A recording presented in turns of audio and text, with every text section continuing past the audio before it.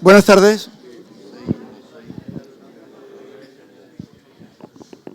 Bienvenidos a Diálogos Córdoba Foro Amador Jover. Yo voy a decir dos palabras porque hoy, por suerte, la palabra la tienen quienes realmente van a mantener esta charla coloquio.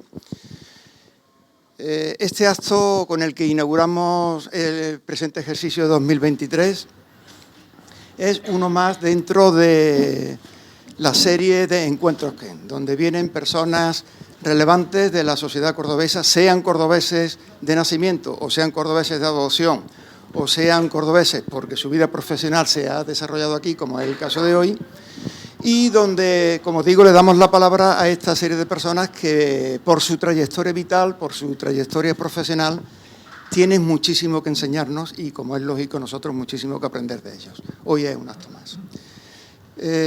Abro también el acto en nombre de la Fundación Cajasol porque Juanmi se ha tenido que trasladar a Sevilla hace un momentito y le agradezco en nombre de nuestro foro pues esa colaboración que hace ya 22 años que mantenemos con la Fundación Cajasol y ellos apoyándonos sin ninguna fisura. Por mi parte, muchísimas gracias por su asistencia. Le doy la palabra para iniciar esta charla en diálogo al doctor Peña, para que realmente va a ser el que va a llevar el curso de las preguntas que responderá también nuestro invitado de hoy, el doctor Pera. Naturalmente, todos los que estamos aquí, al ser una charla coloquio, tenemos también la posibilidad de hacer uso de las preguntas. Fíjense, tanto a lo largo de la charla como al final. Es decir, si alguien durante algún momento de la charla quiere plantear alguna pregunta o alguna duda, alza la mano, le damos la oportunidad y plantea la pregunta. Así que muchísimas gracias, repito, por su asistencia y comenzamos la charla coloquio. Gracias. Muy bien. Oye, esto no... Sí, ya está conectado. Bueno, pues muchas gracias al presidente de la asociación por concederme esta... a don Carlos Pera, persona que yo quiero muchísimo y admiro muchísimo y que lo conocí hace cuando yo en Córdoba trabajando y desde el primer momento me impresionó una persona con ese dinamismo médico volcado en los enfermos, etcétera. Yo quiero ir, no lo sé si él encajará bien o no, pero la primera sería, tengo entendido, y creo que su idea original era la de ser arquitecto, pero que hubo un momento clave, que no recuerdo cuál era, que decidió hacer medicina, pero cirugía en concreto. Entonces yo le quiero preguntar cuál es ese momento y si realmente él a los 80 años está contento de ese cambio que hizo, está satisfecho del producto de su actividad fundamentalmente en el Hospital Reina Sofía de Córdoba. Muchas gracias, Pepe. En primer lugar, darte las gracias porque me has quitado 7 años de golpe. 88, ¿no? 88. Tengo 87, 88 en julio. Bueno, efectivamente. Yo me acuerdo que cuando era muy pequeño a mí me preguntaban qué quería ser. Yo decía que capitán para mandar. Pero después, con el tiempo, siempre he sentido una inclinación por la arquitectura y quería ser arquitecto, dibujaba bien y sentía esa inclinación por la arquitectura. Al fin y al cabo, si lo miran ustedes, arquitectos, sastres, cirujanos, todo es las formas, el tratamiento de las formas y darle al espacio, a lo que sea, una forma. ¿Cuándo fue eso, mi cambio de eso? Pues fue en una ocasión, yo había terminado el bachillerato, sí, no, todavía no, sí, quizás ya había terminado el bachillerato, y acompañé a mi padre a unas conferencias que dio en Valdesilla, en el servicio de Abilio García Morán. Y en esa ocasión fue Jorge Puig Lacalle, que después fue un cirujano eminente del Santa Cruz y San Pablo, discípulo de Pi Figuera, que me dijo, pasa, y llévate al quirófano. El quirófano era de esos quirófanos antiguos con la barandilla. Y vi operar a Abilio García Barón. Por cierto, que el instrumentista era Cristóbal Pera, que después fue catedrático de cirugía de Barcelona, que estaba de interno, porque Valdecilla es de los primeros hospitales en España, antes de existir el MIR, que tenía internado. Y entonces yo allí vi operar un Bilros II, me acuerdo perfectamente, y que ponía el peine aquel y ponía los hilos y todavía se operaba con paños blancos que se manchan mucho con la sangre. Pues allí, aquello era perfecto, no había nada, y lo vi de una armonía y de una belleza como el que dirige un concierto. Y eso me quedó fascinado. Y entonces decidí ser cirujano. Fue mi decisión, ser cirujano. Desgraciadamente, tú sabes que coincidió con un principio de plan y no pudimos empezar con la anatomía. Yo ya estaba matriculado de anatomía y eso, pero nos tuvimos que quitar la matrícula y volvernos a matricular de un selectivo que empezaba, que hizo Lora Tamayo, y era matemática, física, química, biología, sí, y química orgánica y química inorgánica. Eran todas, menos geología. Y yo cursé aquello, pero iba a las clases de geología, porque siempre me gustó la geología. Y lo digo porque con el tiempo después la geología me sirvió cuando hice la tesis doctoral en geografía, allá por el año 2013. Pero todas esas cosas son recuerdos que son siempre curiosos. ¿Y no se arrepiente de esa decisión? Pues no, verás, porque... ¿Nunca la ha cuestionado? No lo sé, de vez en cuando miro esas revistas de cosas de arquitectura y voy y disfruto con la arquitectura moderna mucho, pero no, realmente la cirugía me llenó mucho. Bueno, la medicina, y porque una de las cosas, si se va a ser cirujano y si se va uno después en la cirugía a ir especializando, lo fundamental es ser primero generalista. Yo nunca pisé prácticamente un quirófano. Sí, pisé un quirófano, ahora os cuento la anécdota. Siempre estaba en las salas de medicina interna. Fui discípulo de Díaz Rubio, fui discípulo de Cruz Auñón, estaba muy vinculado a la medicina interna, y fue después de terminar la carrera de medicina cuando opté allá a entrar.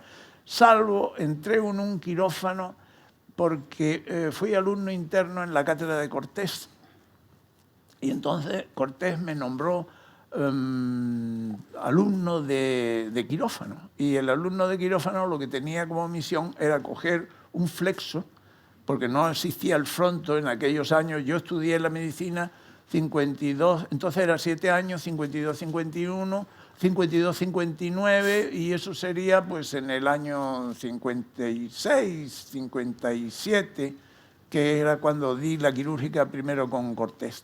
Entonces tenía el flexo y estaba operando una gangliectomía lumbar. Y yo con la cosa de ver, el flexo, ¡pum!, le pegó en toda la frente al pobre Cortés. Se quemó, juró en latín, me echó de quirófano y nunca más volví a entrar en el quirófano en aquel año. Me mandó a sala.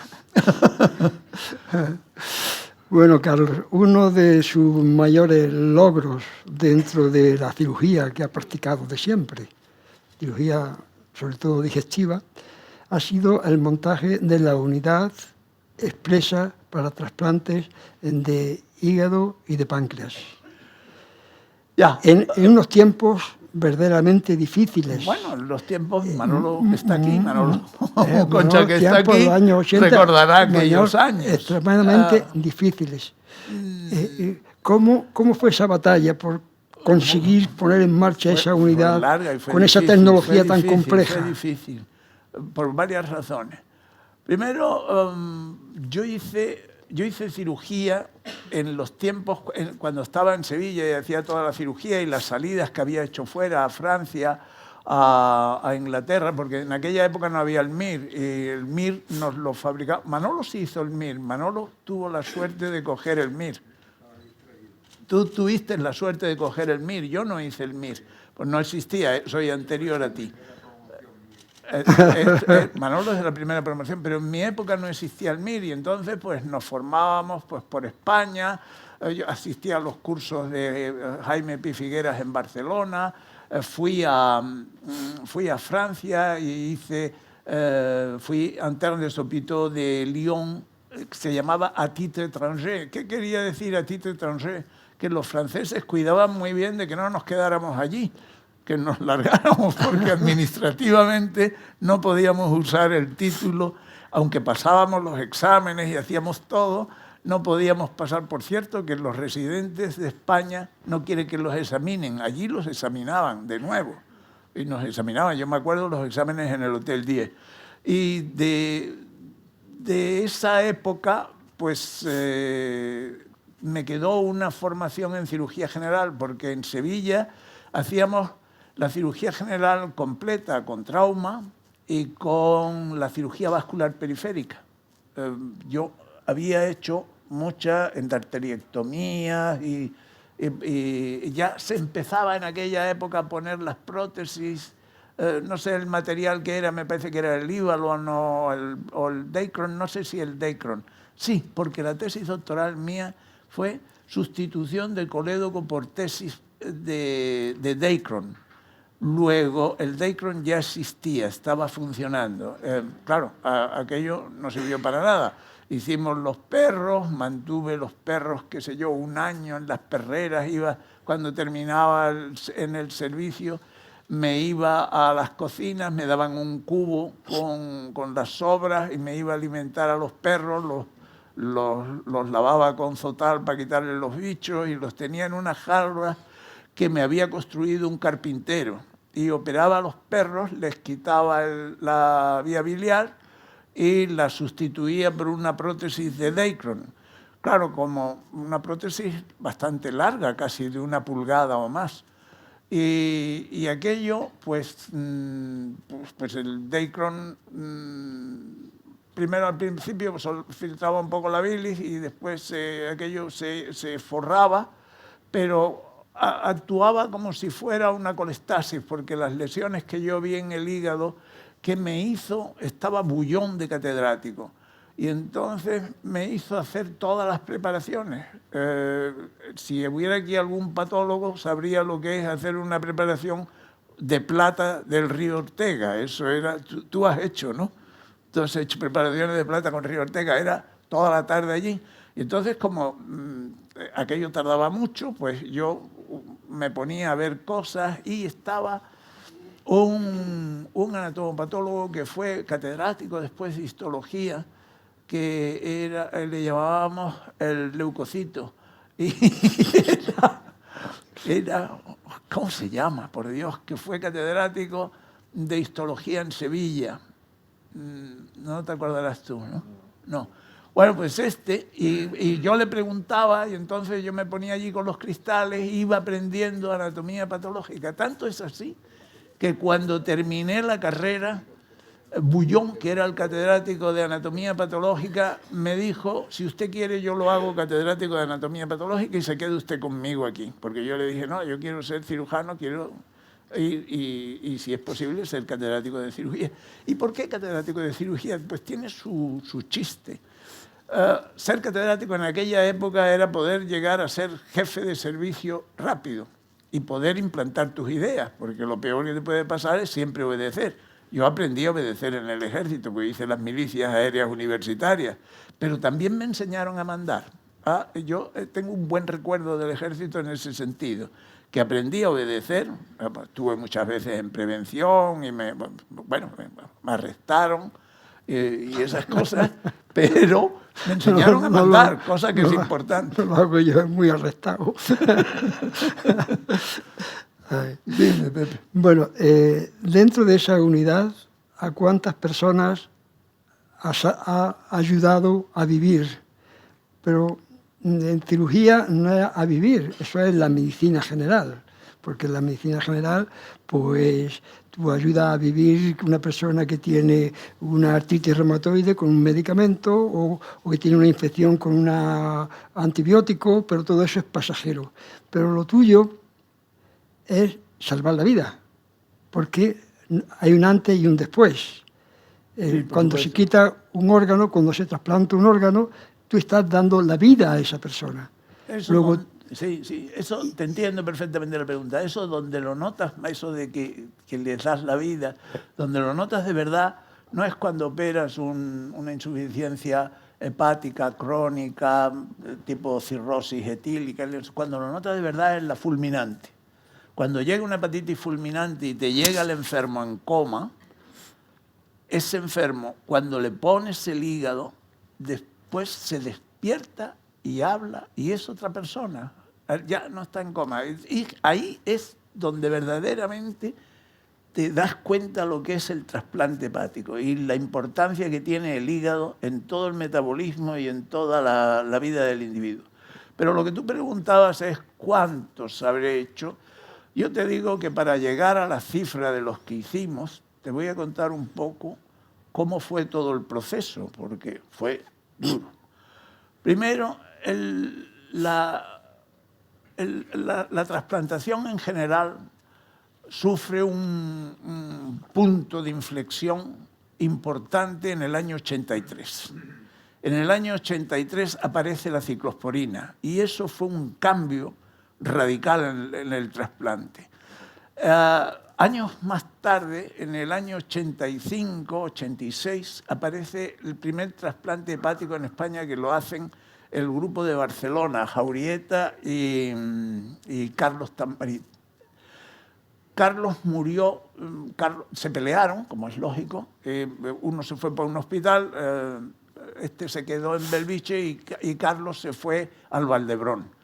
Y después fue un cirujano brillante, yo tuve algunas controversias con él porque una vez me quitó un hígado que no le correspondía, en fin, nos llevábamos bien, como se llevan la gente, peleándose. Y después tuvo una muerte desgraciada, porque era lanzado, iba por una pista negra, tuvo una avalancha y se murió. Se acabó muerto, falleció muy joven. Y fue una pena, porque y él era de los que hacía la cirugía hepática de trasplantes como yo, tanto el vivo, tanto el adulto como el niño, como el pediátrico. Manolo también ha trabajado en pediatría, él hacía la cardiología pediátrica, ya está desapareciendo la cardiología pediátrica porque las malformaciones se abortan. En aquella época yo recuerdo que fueron unos comienzos duros aquí. Al principio la Junta tenía que hacerlo Sevilla, como es lógico. Entonces, pues a Sevilla le dieron al doctor Bernaldez, me acuerdo divinamente, una beca para que estuviera 3 años en Estados Unidos. Fue a Estados Unidos y y yo mientras pues me busqué las cosas para ir haciendo. Primero me fui en el año 79 a Cambridge con Roy Calne. Y vi operar a Roy Calne, no me gustó cómo operaba, pero Roy Calne tenía las ideas muy claras, fue el introductor de la ciclosporina, fue el que la dosificó, y tenía una unidad experimental magnífica. Yo le acompañaba siempre. Y él hacía allí tanto el trasplante de hígado como el trasplante de corazón en los perros. Pero quiso hacer el trasplante cardíaco. Pero estaba un personaje que era Inri, ¿te acuerdas de Inri? Y Inri no lo dejó que entrara en ese campo. Por otra parte, le faltaba la formación en cardiología. Él tenía un buen equipo de inmunólogos y tenía un buen equipo de gastroenterólogos que le aportaban los enfermos. Cuando yo llegué allí fue en la época de la Thatcher, y estaba la huelga de las minas de carbón. Y la huelga de las minas de carbón el hospital estaba paralizado, estaba todo el hospital en huelga, menos urgencias y trasplantes, con lo cual había bastante actividad de trasplante. Después de Roy Carney, cuando vuelvo a España, ya habíais hecho el primer trasplante renal, que fue en aquella época un invierno, 79, ¿no fue? 86, exacto. Yo vuelvo en el 87 y ya habíais hecho el primer trasplante renal. Y yo, además, tuve conciencia que el trasplante de hígado, mientras no despegara el trasplante renal, no tenía sentido ninguno, ni aquello se iba a poder hacer. Entonces, pues seguí con el tema, proyecté otros aspectos de la cirugía, sobre todo la cirugía hepática, desarrollé, por ejemplo, la coagulación con un aparato de crioablación que tenían los urólogos para la próstata, pero que no la usaron y lo tiraron, lo dejaron en el almacén. Rescaté el aparato y con ese aparato de crioablación empecé a destruir los tumores que no podía resecar, que eran los que me cogían el área de la suprahepática, y los destruía por crioablación. La crioablación, que yo hice la primera publicación del mundo en crioablación, y tuve la zorrería de publicarlo en Cirugía Andaluza, que yo la gobernaba, para que cuando apareciera en una revista internacional, ya se me había adelantado otro, pero yo hacía referencia a citas bibliográficas anteriores. Eso se aprende con el tiempo a ser un poco de cuco en esas cosas. Y la crioablación no duró mucho, porque apareció la destrucción por radiofrecuencia y por las nuevas fuentes de energía. Y entonces eso duró muy poco. Y mucho menos cuando después apareció, sobre todo porque yo lo usaba eso en los hepatoblastomas y en los hepatocarcinomas, porque las metástasis hepáticas eran muy duras y el trocar que tenía de crioablación era muy grueso y no penetraba y no podía hacerle la... Y yo controlaba la destrucción por el frío con la ecografía intraoperatoria, que eso fue algo que yo le oí a los japoneses. Me fui con Henry B. Smith, que lo había visto con los japoneses y lo había puesto en marcha, y entonces yo adquirí un aparato de Gonzalo Miño, me peleé con él hasta que me compró un aparato y monté la ecografía intraoperatoria. Y con la ecografía intraoperatoria controlaba la coagulación divinamente, porque da una imagen, veía la bola de la coagulación y sabía si había pasado y había desbordado los límites del tumor. Después todo eso de los hepatocarcinomas pasó a la historia cuando apareció el trasplante hepático, porque claro, el problema no era destruir un tumor, sino que todo el hígado cirrótico es propenso a hacer más tumores, y lo ideal es quitar el hígado y muerto el perro, muerta la rabia, y poner un hígado nuevo.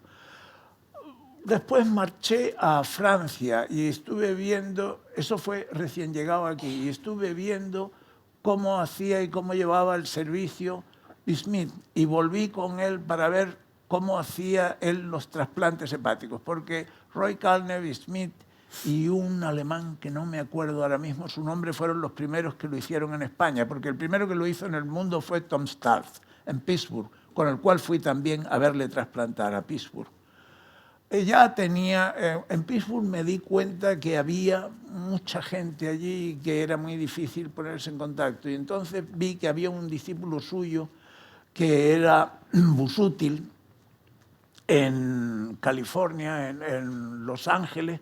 Entonces me fui a California con Busuttil. Nos hicimos muy amigos, tan es así que yo llegué a tener los hijos de Busuttil que querían aprender español, y los tuve aquí las hijas porque no tenía hijos. Y yo ya tenía una auténtica formación en lo que era el trasplante, pero mi amigo Gonzalo Miño, como estaba metido en política y no dirigía el servicio de digestivo, pues dijo que no era la época del trasplante hepático, que eso era experimental y que se iba a promover el trasplante cardíaco. Fue cuando tú empezaste. Yo fue cuando aquel día me levanté, fue la única vez que nos hemos peleado en serio. Le dije, ¿cómo se nota que el doctor Miño está fuera de la clínica? Pero en fin, eso fue lo que ocurrió, porque ya se estaba haciendo trasplante hepático en todo el mundo. Sobre todo desde que apareció la ciclosporina, que eso fue lo que cambió. Y por fin, pues empecé en la veterinaria a hacer trasplantes de páncreas en perros, y me interesé por el trasplante de páncreas porque cuando se estaba haciendo el trasplante de páncreas, el trasplante de hígado en Cambridge, yo veía a Paul McCartney que hacía el trasplante de páncreas, estaba empezando el trasplante de páncreas. Y después en Lyon había un cirujano de mi época que era urólogo, que empezó a hacer también el trasplante de páncreas para las diabetes muy avanzadas, medio amputados, medio ciegos, y el trasplante de páncreas tenía su interés. Tan es así como la Junta siempre me negaba que yo pudiera empezar, porque tenía que empezar Sevilla y no llegaba este hombre de eso. Cuando llegó empezó y se le morían los perros, se puso a hacer perros como un desesperado. Y entonces yo le colé a la Junta el trasplante de páncreas. Y eso fue en el año 87, el trasplante de páncreas. Entonces la Junta me preguntó que cómo es que había hecho un trasplante de páncreas sin pedir autorización. Y le digo, pues ¿cómo iba a pedir autorización a una gente que no sabe que existe el trasplante de páncreas? Aquello fue un poco, pero así fue. Total, que hicimos uno y después hicimos otro, pero al principio hacía el trasplante de páncreas solo, y el trasplante de páncreas solo no iba bien. No iba bien porque muchas veces, con la anastomosis, entonces era con el parche de duodeno, se anastomosaba la vejiga, había que hacer las determinaciones de amilasa, y en realidad el trasplante de páncreas, cuando tenía su razón de ser, era junto con el trasplante de riñón. Y así empezamos, trasplante de páncreas-riñón, con todas las dificultades que tenía, que los urólogos querían hacer el riñón. 2 equipos de trasplante. Bueno, cuando se fue Evaristo a Santiago de Compostela, le dije, empieza el trasplante de páncreas, pero coge también el riñón y no se te ocurra que entren los urólogos. Y bueno, pues al final, en el año 89, 2 años después de ese trasplante de páncreas, un agosto me parece que fue, recibo una cosa diciendo que ya podía hacer trasplantes de páncreas. Y lo que no sabían, de hígado, y lo que no sabían en Sevilla es que yo tenía todos los protocolos puestos a punto, tenía lista de espera y tenía todo. Y aquel agosto le hice 2. Uno el 15 y otro el 30. El del 30, además, con una curiosidad que Mercedes, ¿cómo se llamaba la anestesista? Mercedes Lluch. Mercedes Lluch se iba de vacaciones. Yo había mandado a Mercedes Lluch a Estados Unidos a aprender la anestesia en trasplantes, había mandado a Sebastián Rufián con Bismuth a que hiciera trasplantes de hígado allí, que le enseñaran a extraer y le enseñaran todas estas cosas, y lo teníamos todo puesto. Y entonces Mercedes se fue de vacaciones el 30 y Evaristo, le dije, se ha ido Mercedes, y dice Evaristo, eso lo soluciono yo.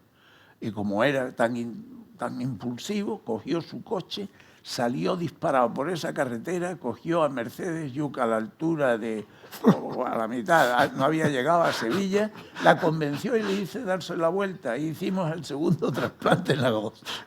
Después vino el verano, y en aquel verano la consejería, que era un hermano de Luis, que era hermano de Carlos, que era del Partido Comunista, Carlos, no me acuerdo. ¿Eh? Rejón. Y entonces, pues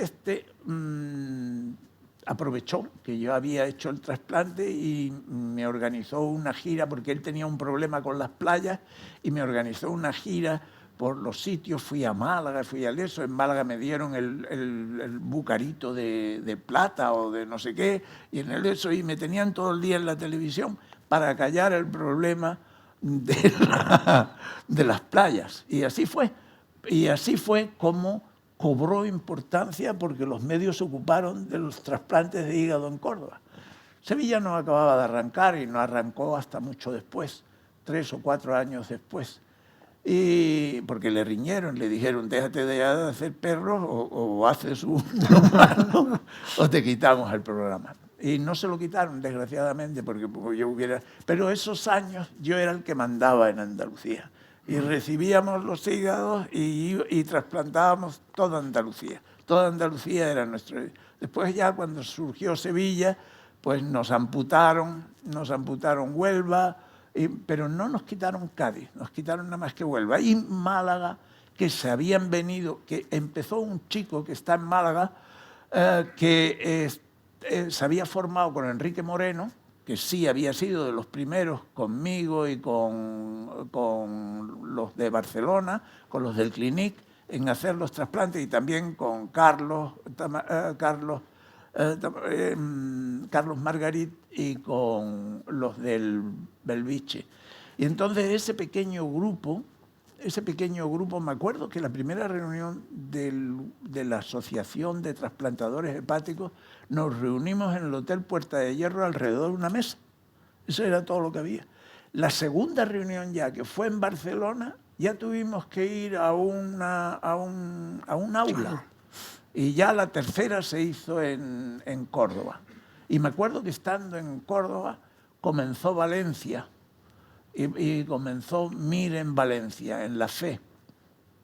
Y era la época en que bullían los trasplantes y se comenzaban. Manolo hacía aquí el corazón, después yo hacíamos el hígado, era un promedio de unos 10 al año, no se hacen más. El corazón empezó muy fuerte, pero desgraciadamente el rechazo crónico hizo que bajaran las indicaciones, y ahora pues está en unos 23, 24, 25 al año. Y el hígado se siguen haciendo entre 50 y 60 al año, y nosotros hacemos más porque tenemos el programa de niños. Somos el único programa de niños que... Hay 3 programas de niños en España. Uno en Barcelona, porque había empezado Carlos Margarit en el Vall d'Hebron. El clínico no tiene programa de niños porque no tiene pediatría, la hacen en otro lado, no sé por qué. Y Enrique Moreno tampoco tenía, pero sí tenía La Paz. La Paz tenía un programa de niños, y bueno, porque tenía una hepatóloga fantástica. Y después estábamos nosotros, y nosotros nos hemos seguido quedando como los únicos en Andalucía haciendo trasplantes de niños.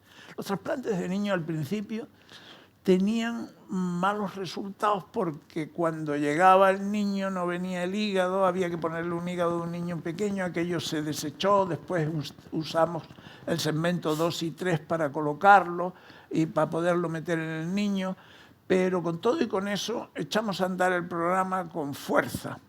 Y después vino el vivo relacionado, porque en el año 2002 yo hice el trasplante de vivo relacionado. O sea, extirparle medio hígado, el hígado derecho, porque era un adulto, en ese caso fue un hermano, que además era periodista gastronómico, y bueno, yo estaba asustado. Y cuando vi a la hermana que iba a trasplantar, era un cadáver. Yo había visto a la enferma hacía 2 años y no encontrábamos hígado para ella, y se propuso hacerle el hígado de vivo relacionado. Yo quité el hígado del hermano, estirpé el hígado un poquito, la técnica de extracción un poquito distinta de la del cadáver, y mientras en el quirófano de al lado, Solórzano estaba extirpando el hígado, explantando el hígado, quitando el hígado que había a la enferma. Entonces ya pasamos al otro quirófano, y le pusimos el hígado y finalmente yo hice un poco, participar un poco a todos para que se sintieran muy involucrados en lo que estábamos haciendo. Me ayudó de mano Pedro López Sillero y después yo ya una vez que había hecho todas las conexiones vasculares le cedí a Sebastián para que hiciera la vía biliar y a los más pequeños los dejamos hacer la preparación del hígado en el banco, o sea que participó todo el equipo y eso fue el 2002. Después adultos nos han hecho más porque empezamos la técnica del split, dividir el hígado en dos, la parte izquierda, que es el lóbulo izquierdo, que es el pequeñito para los niños, el lóbulo derecho para los adultos, pero era complicado hacerlo dentro, la gente tampoco quería mucho el hígado pequeño, total que la técnica en el niño la cambiamos y allí procedimos a hacer el vivo relacionado. O sea, prácticamente todos los niños se hacen en Reina Sofía con vivo relacionado. Tú me has preguntado la cifra, ahora mismo van 1.600 trasplantes de hígado. Y de esos 1.600, ¿cuántos hice yo? Pues calcula, si eran unos 50 o 60 al año, pues yo habría hecho 600 cuando me marché. Pero no todo, porque procuré que la gente aprendiera a hacerlo. Porque el hígado es un poquito más complejo que el corazón. El corazón es como una extracorpórea. Lo que pasa es que tiene la ventaja, tiene el problema de la inmunosupresión, que no es la del hígado. En el hígado la inmunosupresión va divinamente, quizás por la masa inmunogénica que trasplantas, que es grande. Y eso y el rechazo crónico en el corazón ha hecho que el trasplante cardíaco hoy día esté... El otro día salieron las cifras en el periódico, me parece que 23 o 27 o una cosa así. El hígado serían como 60, el pulmón serían como 48. El pulmón, cuando pegó el despegue de verdad, fue cuando se convencieron que un pulmón solo, aunque parecía más fácil, no, que había que poner los dos. Y desde que ponen los dos, eso va muy bien y tienen resultados muy buenos. Y después cuando empezábamos los niños, hubo un hito que yo hice, que fue en el año 90, 91, que habíamos empezado los niños y me trajeron un niño con un tumor hepático. Y el niño era diabético. Y entonces yo me decidí a quitarle el tumor y a trasplantarle el páncreas al mismo tiempo. Pero como el niño no tenía lesiones renales, pues no le plantamos el riñón y tampoco tenía una lesión ocular muy avanzada, retiniana muy avanzada, y no se le puso el riñón en ese momento. Y después, al pasar la ciclosporina, el riñón enfermó, hizo una insuficiencia, se fue deteriorando. Y hubo que poner un riñón que no era ya del mismo complejo hígado-páncreas. Y eso, bueno, fue muy bien. Aquel niño, la verdad es que fue muy bien. Pero aquello me sirvió de lección. Y entonces, el próximo que nos entró diabético, hicimos el triple completo en una sola sesión. Y eso sí que fue, si no el primero en Europa, debió de ser el primero en el mundo, porque no lo habían hecho. Eso se llamaba un clúster, que era poner al mismo tiempo varias vísceras. Y entonces pusimos el hígado, el páncreas y el riñón en el mismo acto operatorio. Muy bien. Carlos, te has centrado precisamente en lo más difícil de la cirugía, en los trasplantes. Ya Concha lo sabe también, eso que es lo más complejo. Hombre, el problema fundamental es el tratamiento. Después. Pero yo sé que tú eres un magnífico cirujano general y que sabes quitar tumores y dar la vida quitando tumores. He sido cirujano general y no general de la cirugía, que ese era Hipólito. Pero yo puedo presumir de que vivo por tu cirugía, vivo por la cirugía de él. La cirugía oncológica siempre ha sido una de mis debilidades. Tan es así que yo recuerdo que me trajeron una enferma, madre de un médico, y no en Reina Sofía, en Cruz Roja. Y entonces no existía la Quirón, como es lógico. Y entonces en el año 90 había salido un artículo de un cirujano de Nueva York que la carcinomatosis peritoneal, la mujer tenía un cáncer de ovario con una carcinomatosis peritoneal y ascitis, y tenía una ascitis muy global. Y entonces me la remitió Povedano padre, me remitió a la enferma para que le pusiera una válvula de Levin, y le dije, como le pongamos una válvula de Levin, diseminamos todo el tumor por todas partes. ¿Por qué no le hacemos una peritonectomía? Me acuerdo que empezó a ayudarme, después él estaba ya un poco mayor, y le dejó paso a Eduardo López Torné, que terminé con Eduardo la intervención. Fue la primera peritonectomía con perfusión intraperitoneal, que no conseguimos hacer la perfusión intraperitoneal, pero le dejé un catéter de 3 vías y hice la perfusión en el postoperatorio. Y la enferma se curó. Tan es así que cuando yo vi la enferma al año, no la conocí. No sabía quién era. Y me dijeron, si esto enferma. No sabía quién era. A los 3 años, esa mujer hizo una metástasis cerebral y se la llevó la familia a Estados Unidos. Y allí la vio un cirujano, sí, que le han operado tal y un cáncer de ovario y tiene una metástasis. No, una metástasis no puede ser, el ovario no metastatiza en cerebro y tal y igual. Bueno. ¿Y dónde le han hecho la peritonectomía? ¿En Francia? No, en España. En Madrid, en Barcelona. No, en Córdoba. ¿En Córdoba? ¿Dónde está Córdoba? Córdoba. Y me acuerdo que ese hombre la operó con el Gamma Knife, que ahora está tan de moda, que ha salido en el periódico que lo tiene Granada. Pues en el año Catapum ya tenían el Gamma Knife. Y el cuchillo gamma para quitar tumores por radioterapia y eso. Y también usaban navegadores para entrar. Entonces le estirpó el tumor, y ¿cuál no será mi sorpresa? Que una mañana a las 7 de la mañana me suena el teléfono, que yo lo tenía al lado de la mesilla, que era cuando en el dormitorio, al lado de la mesa, en la mesita de dormir, y me suena el teléfono y me salen hablando en inglés. ¿Y quién es? Era el cirujano que había operado a la madre a quitarle lo que yo dije que era una metástasis, y él dijo que no. Yo dije que era una metástasis porque lo que se elevaban eran los marcadores del tumor de ovario, no se elevaba ningún otro marcador. Y lo que yo había dado como quimio intraoperatorio y en el postoperatorio era no pasaba la barrera hematoencefálica, o sea que no era lógico que hubiera aparecido allí. Y efectivamente, y aquel hombre me dice, tal y cual, soy fulano de tal que operaba a su enferma, tal, me hablaba en inglés por la mañana, al principio medio despierto, y este hombre, ¿de qué me está hablando? Menos mal que era la hora que más o menos me levantaba yo para ir al hospital. Y me dice, he operado a su enferma y efectivamente llevaba usted razón, era una metástasis de ovario. Eso no me ha ocurrido nunca en España. Que me llamen para decir que yo llevo razón.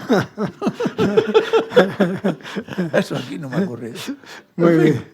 Pepe. Bueno, y otra cosa que monté después fue la laparoscopia, casi simultáneamente con los trasplantes. Era en la misma época, montábamos laparoscopia y trasplantes. Y la laparoscopia, bueno, hubo mucho. Al final me tuve que ir al hospital provincial a hacer la laparoscopia, porque en el hospital, en Reina Sofía, propiamente dicho, pues resulta que me ingresaban el enfermo cuando no tenía, porque el chiste de la laparoscopia es ingresarlo, operarlo y al día siguiente que se vaya, porque con lo que empezamos fue con la vesícula. Y bueno, me tuve que ir al provincial para demostrar la eficacia de la laparoscopia y que compraran las cosas. O sea que han sido muchas cosas, como tú dices, Pepe, llevas razón, he sido también cirujano general. Muy bien. Bueno, el doctor Pera tiene dos caras, una de cirujano y otra extra cirujano, en muchas actividades totalmente distintas, que yo me voy a atrever a iniciarlas, pero casi sería objeto de otra sesión con él, porque preguntarle por qué ha viajado tanto a África, por qué conoce a África de norte a sur, de este a oeste, por qué hizo la travesía del Atlántico a vela, ¿Por qué ha dado tantas charlas en África? ¿Por qué ha escrito varias novelas en relación a África? Si nos cuenta todo eso. Bueno, ¿Por qué esa afición por África? África es un continente apasionante. Nosotros, los blancos en general, hemos dicho que el continente negro estaba muy atrasado y el que dio la clave de por qué estaba atrasado era Ritter. Había dos grandes geógrafos que han hecho el cambio de lo que es la geografía en el mundo, que eran Humboldt y Ritter, y después ya la geografía ha tomado otros derroteros, pero Humboldt y Ritter cambiaron la geografía. Y Ritter decía que el continente africano, a diferencia de Europa, es como un adoquín, en donde los ríos prácticamente no penetran, y si penetran resulta que en unos lados es la malaria y en otros lados son las cataratas, por ejemplo el Congo, las grandes cataratas, que hacen imposible la ascensión por el río. Y entonces Europa, por el contrario, está digitada. La península, la Inglaterra, Italia, Grecia, la península escandinava, y eso, ese entrar el mar dentro, facilitó mucho las conexiones. Tan es así que en el Guadalquivir han entrado los vikingos y en el Sena y han llegado los vikingos han llegado hasta Sicilia. O sea que Europa tenía unas vías naturales de comunicación a las que los romanos les añadieron todas las grandes vías, la vía Apia, etcétera, etcétera, y todas las vías que llegaban a Cádiz. Y aquí todavía tenemos los milarios, en las que en la puerta de la catedral hay unos milarios mejores que en el museo, en que te dice la distancia que había hasta Cádiz y hasta Roma. O sea que las vías de comunicación han sido fundamentales. En cambio, África no tenía esas vías de comunicación. Cuando se intentó colonizar África y extraer las cosas, buscaron la entrada por el Níger y por el Senegal. Y la malaria se encargó de decirles que por allí que no lo intentaran. Y entonces la misma, lo que después fue la Sociedad de Geografía de los ingleses, decidieron hacer la entrada por el Golfo de Sirte a través del Sáhara y llegar a lo que era la meta de ellos, que era el lago Tanganica, los Emiratos de Kano y Sokoto y sobre todo Tombuctú. Esa era la meta y era, pues, efectivamente, los primeros exploradores pues fueron, digamos, aventureros, pero después no. Después fueron hombres de ciencia, por ejemplo, o militares. En el caso de los ingleses, algunas de ellas fueron militares. En el caso de uno de los exploradores que fue por Inglaterra, pagado por la sociedad, fue un discípulo de Ritter, que fue... se me va a olvidar, no será posible. Fue el que descubrió los... Bueno, se me ha ido el nombre un poco. Y este fue el que él era doctor en geografía y él no solamente llegó hasta Tombuctú y demostró que había sido Lacaille el primero, un francés, el primero que lo hizo. Francia no lo admitió. ¿Por qué no lo admitió?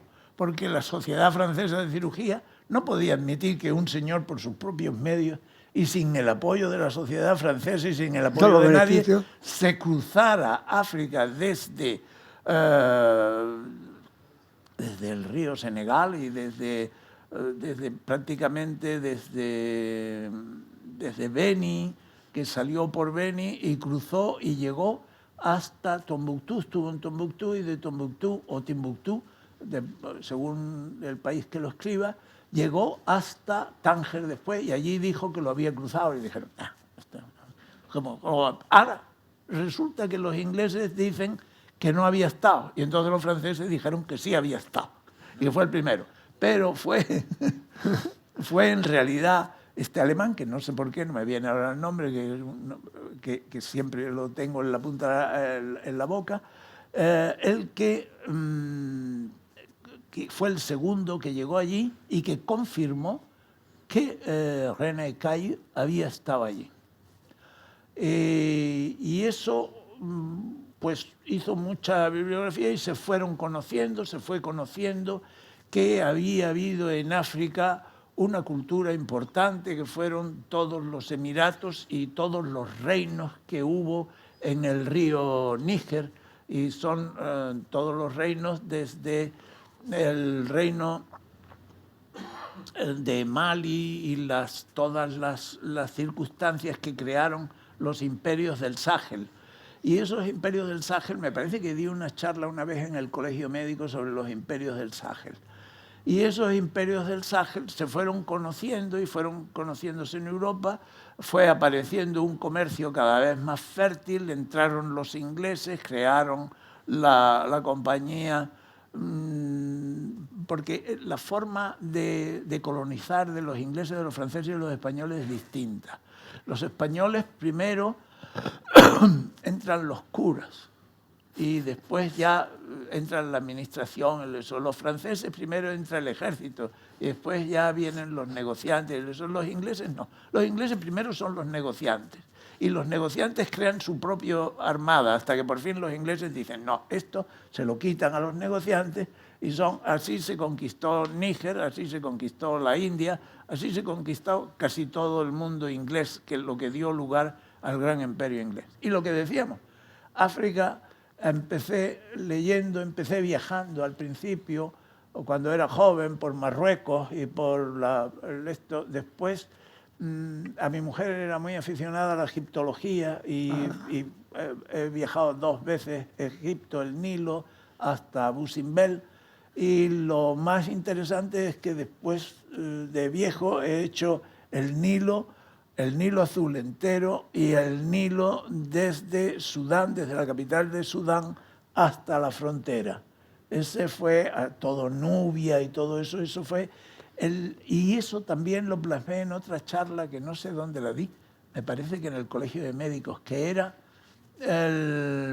los faraones negros. No sé dónde lo he dado eso. Yo tengo todavía los faraones negros. Y porque en Sudán aparecieron los faraones negros ahí en Jebel Barka y fueron los que conquistaron y llegaron a ser los que conquistaron todo el Nilo hacia abajo. Y eso después ya eso se ha desaparecido, pero ahí está toda una historia que había que conocerla. Y entonces cuando se me ofrece la oportunidad de ir a Tanganica, a Tanzania, ahí sí que fui a Tanzania y me enamoré del paisaje. Es curioso. Si me preguntan ustedes qué conozco de África, les diré mejor, pregúntenme qué no conozco, porque la he viajado prácticamente entera. Pero no he estado en Kenia y me he asomado 2 veces a Kenia. Una vez estando en Tanganica, en el lago Soda, arriba, en donde están todos los Masái, en la parte norte, das a Kenia, pero no he entrado, he estado en el borde, pero no he entrado. Y porque el Serengeti hace frontera con Kenia también, que al otro lado está el Masai Mara. Cuando estuve en Etiopía, porque a Etiopía fui fascinado, allí ya no fui de médico, allí fui fascinado por la historia de Etiopía, que es muy sugestiva, y por una fiesta, la fiesta de la Epifanía, en la que salen todos los popes con las aras y van a pasear las aras y se bañan. Y entonces yo quería ir, en aquella época yo quería ir a las iglesias que están esculpidas en la tierra y que están enterradas. Y no pude ir ahí, fui a Gondar. Y en Gondar después me encontré que efectivamente lo bonito era Gondar y no lo que yo quería ir y a las iglesias esas fui, pero ya sin las ceremonias de la Epifanía. Eso es el 28 de febrero. Si alguien tiene la oportunidad de ir a Etiopía, que no sé cómo están ahora las cosas en Etiopía, porque una vez están bien y otra vez están mal, vayan el 28 de febrero y vayan a ver lo que es la fiesta de la Epifanía. Lo otro no tiene. Y después, pues claro, operé en Tanzania, después de ahí surgió Bangasú, fui a Bangasú, después de ahí surgió Ruanda, fui a Ruanda y después empecé a viajar porque me gustaba viajar por África. Y tenía que ir a Tombuctú, que no había podido ir a Tombuctú, y fui a Tombuctú. Fui a Tombuctú y estuve en Mali, y de Mali pasé a Burkina Faso. Alguien me ha dicho que ha estado en Burkina Faso, tú, que es fascinante Burkina Faso. Y fui a Nigeria por una serie de circunstancias que una amiga de mi mujer tenía su hija que era diplomática que estaba en la embajada de Nigeria, era secretaria de la embajada, y no quería ir sola, quería que la acompañara mi mujer, y yo vi la oportunidad de oro, allí que me voy, y estuve, pues viajé, como quien dice, con pasaporte diplomático por toda Nigeria, y fue un viaje muy apasionante. Yo creo que Nigeria y Sudáfrica son los dos países de África que tienen más nivel. La literatura, en Sudáfrica hay premios Nobel de literatura, y Nigeria tiene un folclore y un eso que es maravilloso. O sea que África fascina, y una vez que se va te quedas fascinado y te quedas enredado allí. Y el porqué del atraso de África es porque sus ríos no dejaban penetrar dentro, y África es como un adoquín. Y eso es el retraso que tiene África, y que yo creo que saldrá de él, porque hay mucho... Pero, en fin, tiene la dichosa malaria que la protege en el fondo África, la malaria, ¿eh? Si no, sería un desastre, allí entraría todo.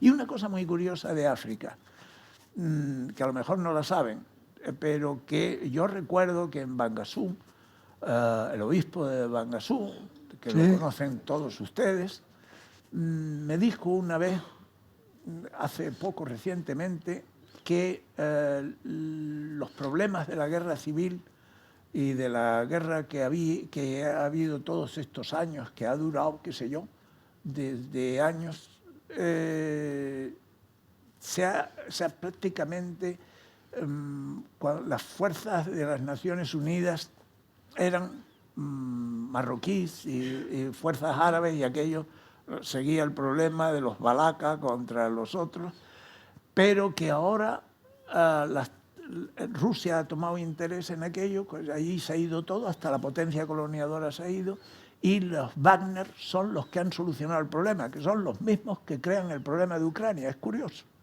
O sea, los mismos Wagner que están allí solucionan el problema allí y crean y profundizan el problema en el otro lado.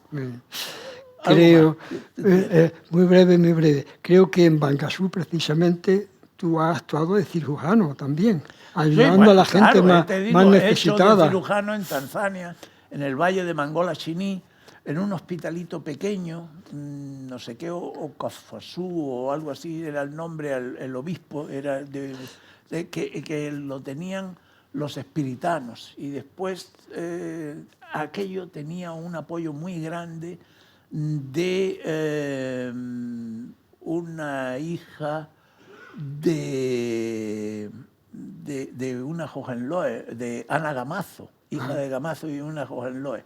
Ana Gamazo era una mujer muy rica, casada con este hombre de los laboratorios antibióticos, Juan...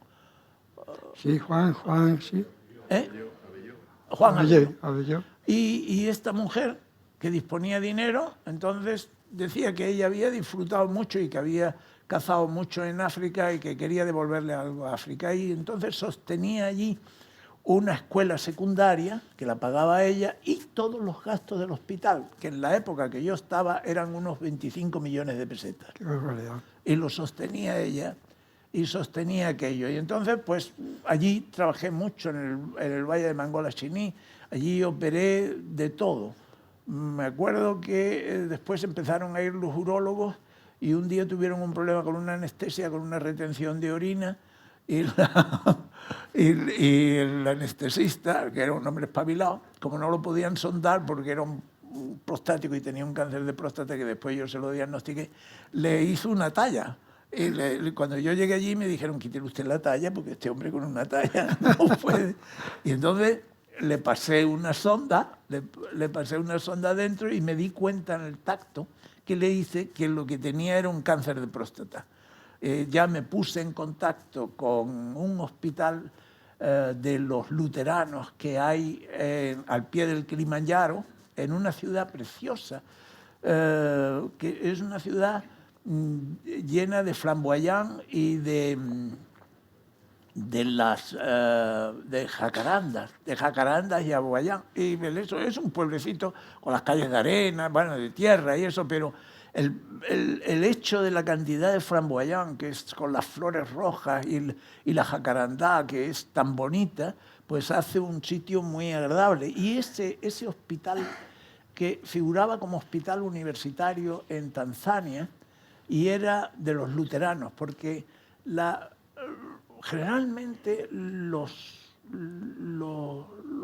misioneros católicos suelen tener la enseñanza de párvulos y la enseñanza primaria. Y la enseñanza secundaria ha estado en manos más bien, bueno, en este caso de Tanzania, de ANA y de fundaciones, y la enseñanza universitaria y la enseñanza secundaria estaba en manos fundamentalmente de jesuitas y de luteranos y de anglicanos, que son los que más han tenido. Y ese hospital era luterano. Yo no he visto una gente que rezara más.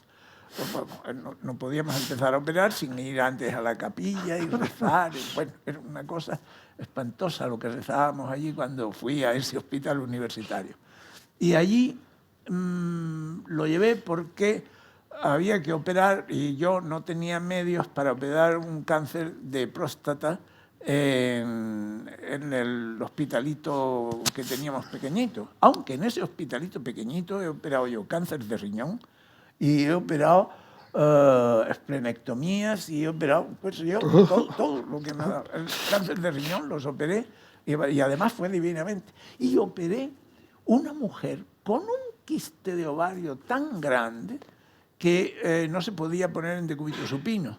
Se quedaba, le colapsaba la cava y perdía el conocimiento, entonces tenía que poner de lado. Y yo dije, bueno, como es un quiste tan grande, esto es benigno, porque si no, no hubiera llegado a este tamaño. Entonces tenía una circulación colateral enorme. No me atreví a punzar el quiste antes de entrar porque digo, vaya que tengo una hemorragia, se me mete la hemorragia dentro y no me entere. Hice una pequeña incisión, aquello sangraba, hice hemostasia de la pequeña incisión y entonces ya llegué a la pared del quiste, puncé el quiste y evacué lentamente el quiste. Y después quitar el quiste, me acuerdo que en aquel viaje vino Povedano padre y uno de los hijos. Y Povedano padre me ayudó a aquella intervención. Y decía, oye, esto ¿cómo vamos a despegar todo esto de aquí? Porque el problema era despegarlo de las vísceras y eso. Digo, tú no te preocupes porque esto sangre en sábana, porque después le vamos a hacer lo que hacemos cuando quitamos un hígado. Vamos a hacer la hemostasia haciendo suturas continuas y aquello, cosiendo. Porque tenía 5 de hemoglobina y no teníamos sangre. O sea que fue pues eso, un cáncer renal, un cáncer de tiroides, todo eso lo llegué a operar en aquel hospitalito pequeñito. Y en Bangasú la primera vez que llegamos, me acuerdo que no estaba hecho el quirofanito, pero llevamos el instrumental para el quirofanito pequeño y no estaba hecho el quirofanito que hizo después el obispo, Juanjo, y entonces fuimos a operar a lo que se llamaba el Hospital Universitario de Bangasú. El Hospital Universitario de Bangasú era una cochambre. Definición de cochambre, el Hospital Universitario de Bangasú. Entonces, el Hospital Universitario de Bangasú era una serie de pabellones que cuando lo construyeron debía de ser muy bonito, pero que allí nadie había puesto una perra. y nadie le porque una de las cosas que pasa es que cuando llegan los funcionarios a esas ciudades en República Centroafricana, ellos les dan casa, pero ellos se tienen que ocupar de arreglarlas. Y resulta que no se gastan el dinero, porque al año más o menos se van a ir, ¿y para qué se van a gastar el dinero? Para que se lo encuentre el otro. Y eso es un círculo vicioso.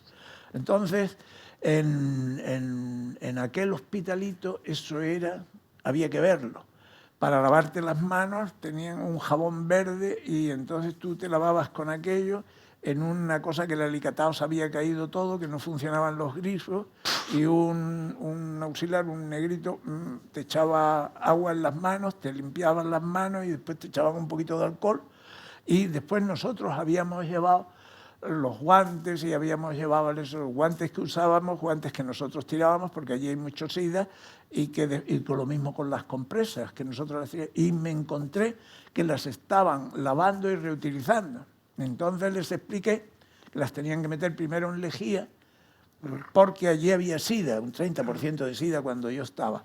Y eso operábamos siempre con gafas, porque sabes que cuando te salpica la córnea, eso lo aprendí yo cuando me operaron de catarata, lo que absorbe la córnea, la conjuntiva. Cuando me echaron Voltaren, las gotitas de Voltaren, y yo hice un dolor de estómago que creí que me perforaba. Y le tuve que decir al oftalmólogo, cámbiame esto, ponme otras gotitas, me puso cortisona, pero vamos, ya. Y yo tomaba entonces omeprazol, pero a punta pala. Porque se absorbe mucho por la conjuntiva, y por la conjuntiva entra, igual que por el recto, los leucocitos infectados, las células blancas, de la serie blanca infectadas, los linfos infectados, del SIDA, y esa era una de las vías de contaminación. Entonces, tenían que quedarse con las compresas y con nuestros guantes, pero por lo menos que los lavaran, que los metieran en lejía, y les tuvimos que enseñar a qué. Y yo saqué la conclusión de que en África lo que hay que hacer es ir a enseñar a operar, irle a enseñar a operar las cosas Bueno, la primera intervención que yo hice en África fue una cesárea. O sea que tienen que ir cirujanos con una amplia base y que sepan algunas cosas. Por ejemplo, te viene mucho niño con labio leporino. A la segunda vez que yo fui, me repasé el labio leporino, que yo había hecho cirugía plástica en mi formación con García Díaz, pero Manolo Lazo, que era el cirujano plástico, hacía la técnica de Tennyson, que es compleja, y allí lo que había que hacer era una técnica más sencilla, el milar. Para no solamente unir el labio, pero sino para darle longitud. Y después, el problema es que no teníamos para hacer la cosa, el paladar, cerrarlo, si tenía hendidura del paladar, y la atrofia del eso, por supuesto, no teníamos ortodoncia, pero te traían muchos niños. Yo recuerdo haber operado a una madre del bocio y a un niño del labio leporino, al niñito que traía con el labio leporino. Y después en Bangasú hice mucho tiroides. Traían unos tiroides que eran un balón, pero muchos de ellos le quedaba una pastilla, y entonces podías quitar el esto y dejarle la pastilla. Y eso lo hicimos fundamentalmente ya cuando teníamos el otro hospital, que yo le dije a Concha, la anestesista, llévate un broncoscopio porque será difícil intubarlos, porque eso les provoca unos desplazamientos enormes, y después le dejábamos el tubo, por si hacía un poco de traqueomalacia, le dejábamos el tubo, y operé unos tiroides que eran, bueno, el grado 4 de la clasificación de eso, unos pelotones enormes. O sea que es una cirugía muy extrema, las hernias muy desarrolladas, todo era una cirugía muy extrema, y por eso yo les dije, una asociación de un ginecólogo con un cirujano general puede ser una buena pareja para que se ayuden entre ellos y resuelvan problemas. Y así hicimos, se hizo mucho después a Bangasú fueron todos los míos, fue Sebastián Rufián, fue Juanito Ruiz Ravelo, fue, me parece que, ¿quién más? Fueron más. No me puedo acordar ahora cuántos fueron, pero fueron lo menos 3 o 4 de los míos. Es impresionante tu actividad, Carlos. Mira, que yo tengo licencia para hacerte 3 preguntas de parte del presidente. Así es que yo debo de terminar y dar la palabra a la audiencia, que algo tendrá que decir, algo tendrá que preguntar, etcétera, ¿no? ¿Te parece Bueno, bien, una presidente? cosa que quiero decir, que cuando vean ustedes que me estoy enrollando mucho y quieren hacer una pregunta, me cortan.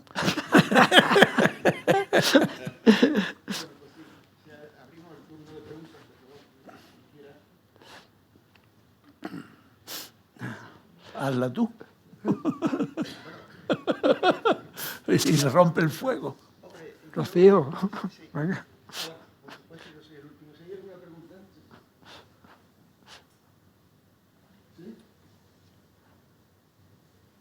No. Yo, hombre,